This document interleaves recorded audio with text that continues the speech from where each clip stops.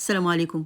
بما إننا بقى في الشتا والجو برد الحقيقة، فإحنا محتاجين حاجات تدفينا كده، وما ينفعش ييجي الشتا ويعدي من غير ما نعمل شوية حاجات كده باحسها إنها من التراث، يعني حاجات كده أصيلة في الشتا بتاعنا ده.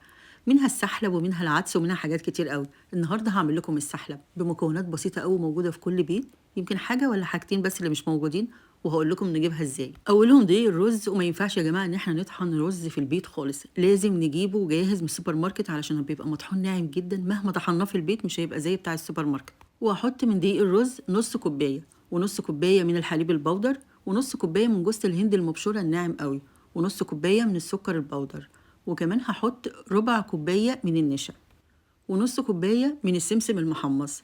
وبعد كده هحط حوالي ربع معلقة من الفانيليا بس مش أكتر من كده عشان تديله نكهة وريحة حلوة قوي. وهقلب كل المكونات دي مع بعض.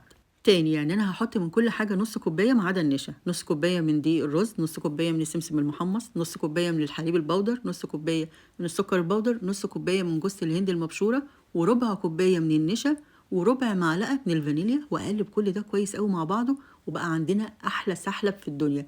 هنحطه بقى في أي برطمان، لو عايزين تحطوا عليه مكسرات بس أنا مش بفضل خالص حطوا، لكن أنا ما بحبش المكسرات في قلب السحلب. اللي عايز بعد كده يبقى يزود في كوبايته. بعد كده بقى هاجيب أي برطمان، بس أهم حاجة يكون محكم الغلق علشان خاطر طبعا في حليب بودر، في حاجات ممكن تكرف لو هو البرطمان مش بيتقفل كويس. ونعبيه بقى كله في البرطمان. عايزة أقول لكم بقى البرطمان ده مش صغير خالص، يعني ده بيكفيني مثلا الشتا كله، كل ما نعوز نعمل منه، يعني نص كوباية من كل حاجة عملت كده برطمان محترم زي ما بيقولوا. يلا بقى نعمل كوبايتين كده في السريع، بس هيطلعوا إيه حلوين جدا إن شاء الله.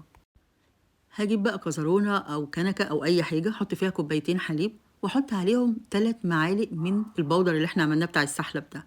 كل كوباية تقريبا بتاخد معلقة ونص، ولو انتوا عايزينه أتقل من كده، بس هو بيبقى بصراحة لما بيكون تقيل بيبقى عامل زي المهلبية كده، لكن كده بيبقى وسط ومناسب. يعني جربوا كده وجربوا كده، واللي يبقى بالنسبة لكم أحسن اعملوه.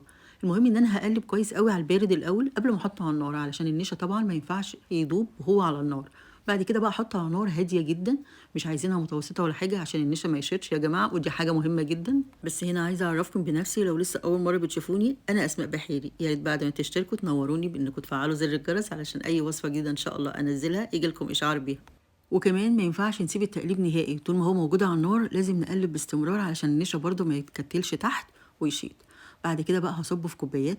عايزه اقول لكم ان هو هتحسوا ان قوامه خفيف شويه دلوقتي، بس دقيقتين بالظبط وهيبقى سميك، شايفين؟ وهيتقل معاكم ويبقى قمر. عايزين تزودوا سكر زودوا، بس انا شايفه ان السكر لما يكون قليل كده في اي حاجه بيكون احسن، وخصوصا لو اتعودنا عليه بيبقى حاجه بصراحه احلى بكتير من ان تبقى الحاجه مسكره قوي. بس برضو لو رغبتكم انه يبقى مسكر عن كده ممكن تزودوا سكر، مفيش مشكله. شايفين؟ عايزه اقول لكم حلو جدا وطعمه وريحته يجننوا، وطول ما هو موجود في البيت ومن عمايل ايديكم وكل المكونات جايبينها طازه وحلوه هيعجبكم جدا. يا رب تكون وصفه سهله وتكون عجبتكم، وما تنسوش بقى تقولوا لي رايكم ايه في التعليقات.